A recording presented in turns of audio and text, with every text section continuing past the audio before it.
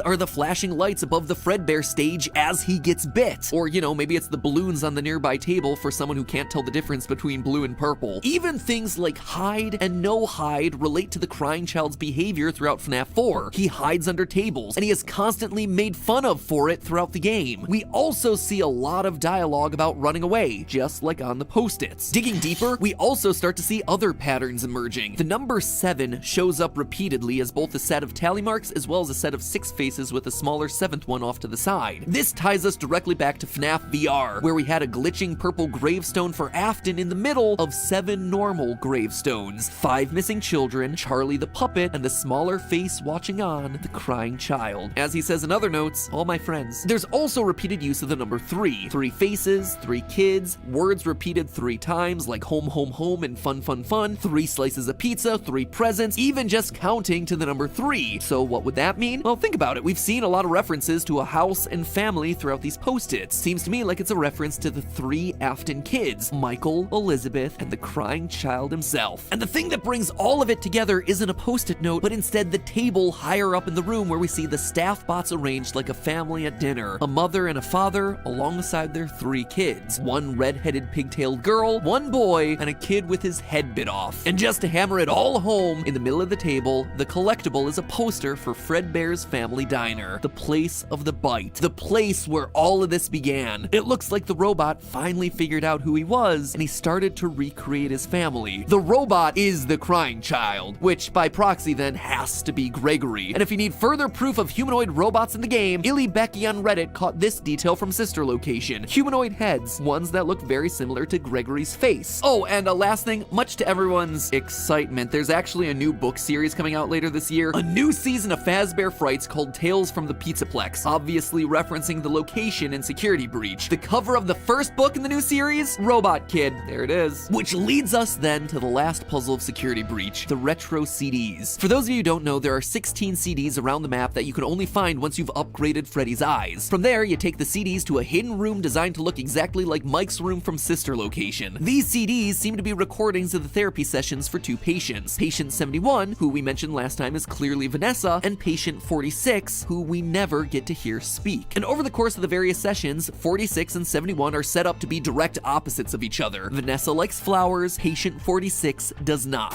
Oh, you like those? The janitor on this floor has a garden and has been putting bouquets in the offices here for years.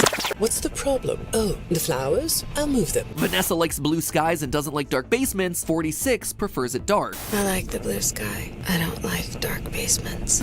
Oh, right. Too bright. When the shade's pulled, it feels like we're in a cubbyhole or a cave, yeah? Vanessa doesn't like candy. 46 does. Would you like a candy? No, thank you. Those have 35 calories apiece.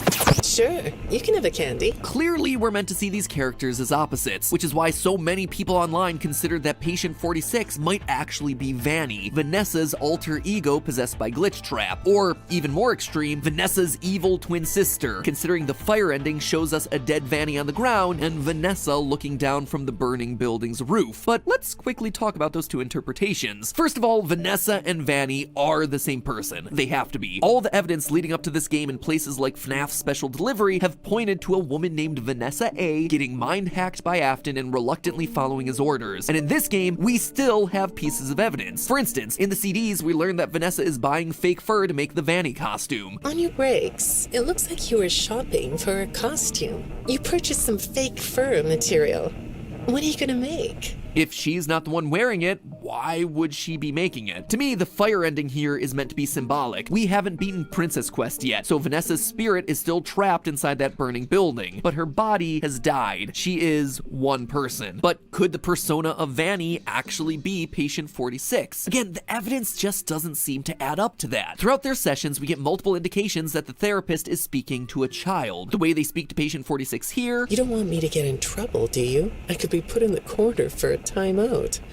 Yeah, you think that's funny, huh? And again here... Tragedy always leads to a feeling of loss. It's a hole that feels funny, right? The way they explain simple words... And I'm surprised by your knowledge of computers. You're something of a phenom. Do you know what that word means?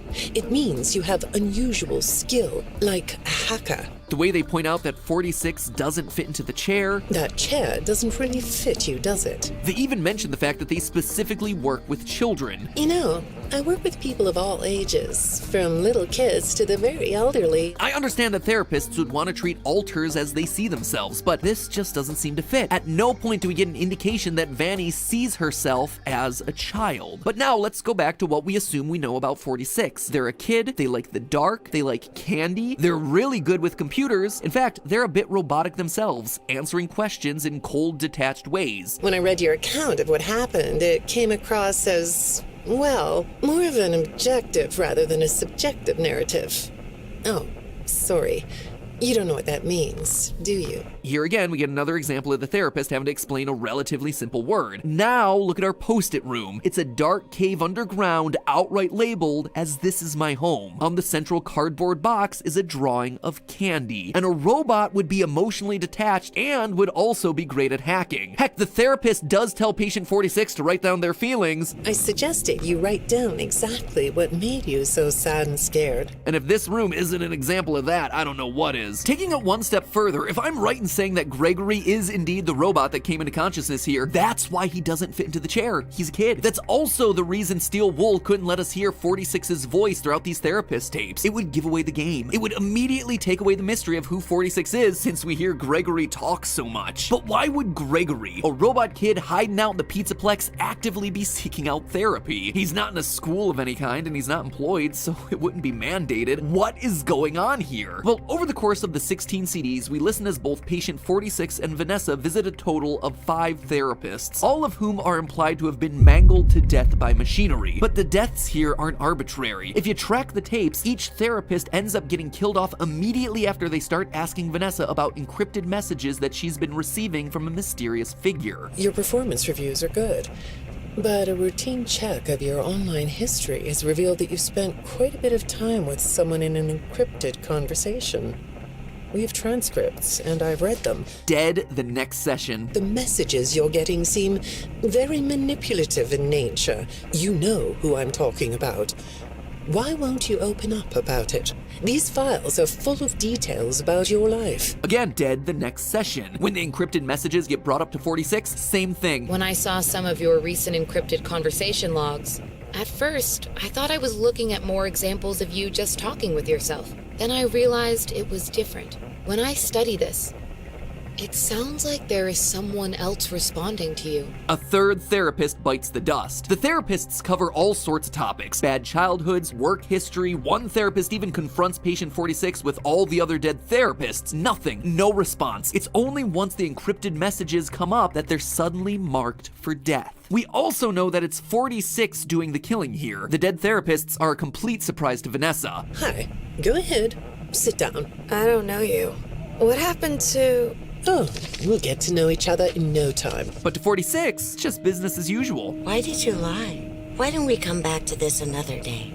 You're shaking your head as though that's not going to happen. He's shaking his head because he knows that now she is also marked for death. To me, all of this screams of 46 keeping tabs on Vanessa. He's going to therapy not for himself, but rather to follow her actions, making sure that she's not saying anything that she shouldn't about these encrypted messages. And when the therapists do get too close to the truth, they're bumped off. We learn in one of the last CDs that patient 46 isn't being manipulated.